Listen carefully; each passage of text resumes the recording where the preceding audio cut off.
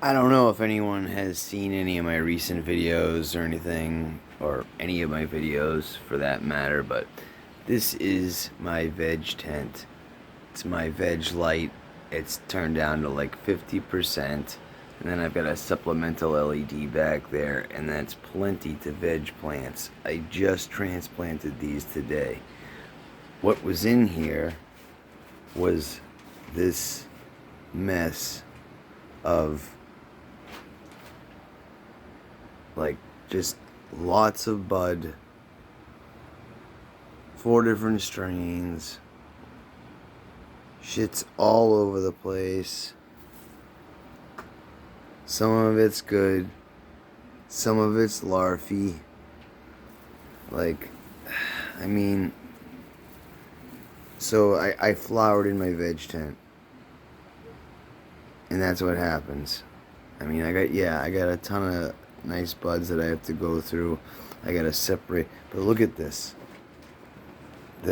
Because I didn't use a trellis or cages, this is all the plants that were stuffed in the veg tent, flowering under that small light. That's why I am moving over to that bad boy right there, which is a bar light. It's going in that room over there where I have another tent that I usually flower in, because this is ridiculous. I took all these out to flush about 2 weeks ago. I've started giving them nothing but pure water. So all these girls here, let me just come around this side. All these girls here have been getting nothing but plain water for the last 2 weeks at least. So they've been getting flushed pretty much on their own. But I took them out today and gave them a bunch more just RO water. And yeah, this Nevada mints, that's a lot of the purple stuff. Dosey killer, that's a lot of the purple stuff. Some slurricane, that's the stuff that stayed green. It didn't do too well because it got knocked over.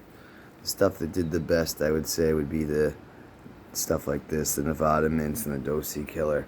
But there's my other tent.